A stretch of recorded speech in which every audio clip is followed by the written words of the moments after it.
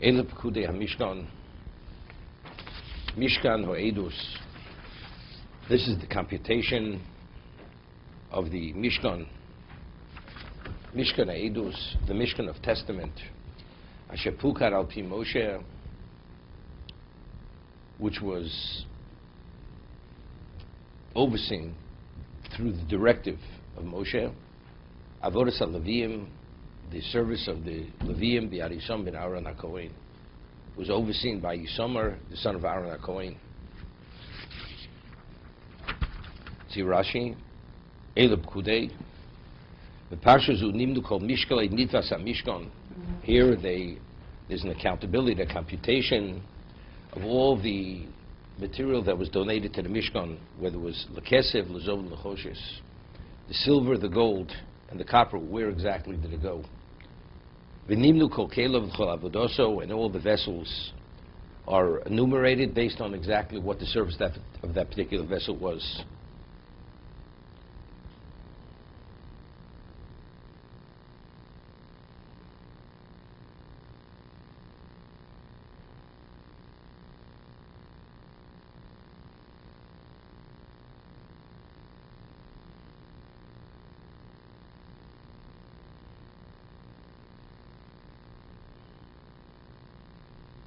Yeah. So over here, see them. HaMishkan, Mishkan. Seemingly, the word Mishkan is superfluous. Could have said Pekudei HaMishkan, Pekudei Mishkan Eidos.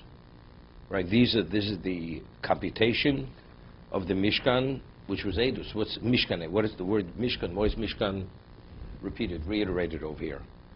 Shnei pomim, remez l'migdosh nismashkein b'shnei churbanim. This alludes to the Mishkan, meaning to the Beis HaMikdash, that it was taken as collateral as a result of both destructions. Alav the sin shel Yisrael, due to the sins of Klal Yisrael.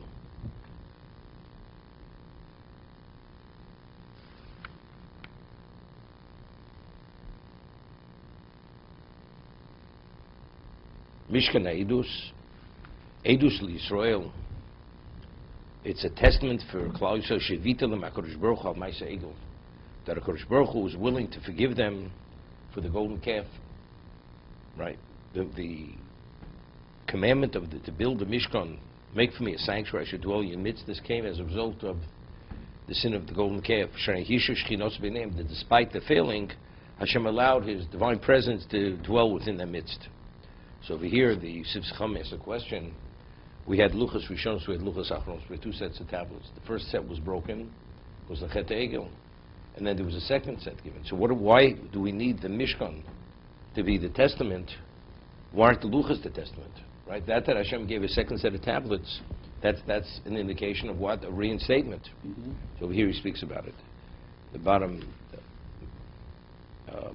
says, why wasn't the Luchas? The Luchas themselves should have been sufficient. They're sufficient testament. V'dochten l'toris. He says they have difficulty answering it. Ein kan kusha klal. Sivcham says it's not a question whatsoever. The shem edus mora al birur hadov she'ev mukach l'ayin lein kol. Edus, a testament, means it's conclusive evidence. Right? It's indisputable evidence. She is mukach lein kol afilu she'in somchen al hashmu b'levochud. Zeki al dei Mishkan shakol ro sheshchina shorashom. What happened in the Mishkan, as it says later, that the Shechina came down, the fire came down from Shamayim, from heaven. Ki shochin ha'ona onshom avol nesilas haluchos in a mora al bir hadover le'inei ha'umos. He says the luchos, this is something personal, but in the eyes of the nations of the world, was amvur b'medrash. These Hashem came shalach Moshe levakish rachmim.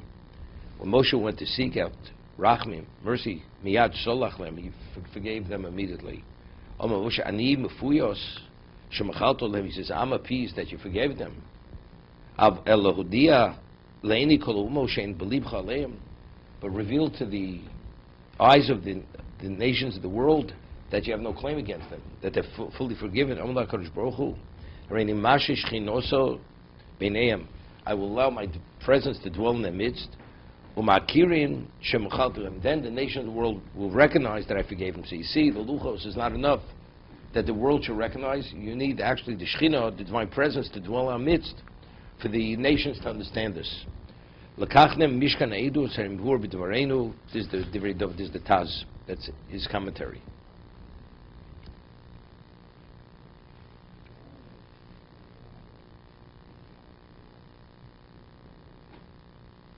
Okay, but here there's a Seforno. Every aspect of the Mishkan was identified by name. What does name normally indicate? It indicates its value. It has a purpose. Okay? So here he says, Kol echad michelki ha-Mishkan haksuvim l'malo. All the various aspects of the Mishkan which are mentioned, written earlier, im osam ha-pekudim shenim aleim. This is the computation or identifying exactly where the gold, silver, and copper went. Ubeshemis tifkedu as klei mishmeres masom, and each vessel was identified with a name. Biarisomer v'zeki kol echad mehoy roy lios nershav dikore b'shem kasher hu zeh haproti. And each one has its unique name, which indicates its function, its value. It has an innate value. Lo b'lvache u'mizamin koshkem shet tzedek zeh. He says, especially, it says that the B'nai Kos, they carried certain things were put on the wagons, such as the beams, but the vessels, the Oron, the Shulchan, the Menorah, they carried them. Zelo Nifsi says, and that's the reason why it never fell in the hands of the enemy. Ultimately, all this was hidden away. Kamay Moram Zal, as it says in Chazal, Shematoma Ovat Sibram Botl Sikuyon, maybe you say once their function ceased, they became nullified. The keshu wood standing, the beams they stood, they've been there intact forever. They were never actually desecrated. They were never taken to captivity. It was hidden away. Why? Because since of their innate holiness, then the enemies weren't able to conquer it. Which you see, which is contrary to what happened to the Beis Hamikdash Shlomo built, and the vessels that he fashioned for bechurban by Rishon. Now it was Aradon. Everything was taken into captivity. What was taken to captivity had nothing to do with the Mishkan of Moshe. Mishkan Eidus. Sibim Malazah Mishkan speaks about the various distinctions of the Mishkan. What was unique about the Mishkan? And that's the reason why it was eternal.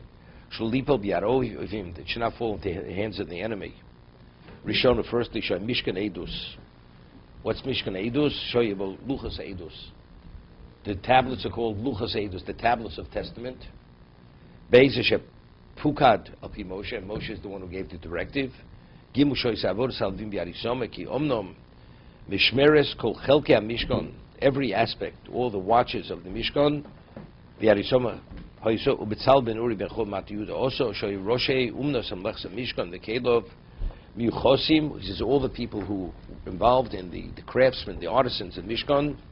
They had the highest level of pedigree, and they were the devout of the generation. And that's the reason why the Shekhinah dwelt in the handiwork. Depends who is involved. They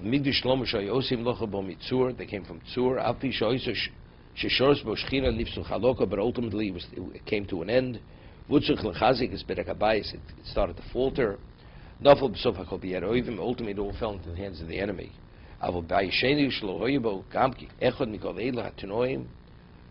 Because it was lacking in the craftsmen and all those who were involved. The Shekhinah did not dwell there. There were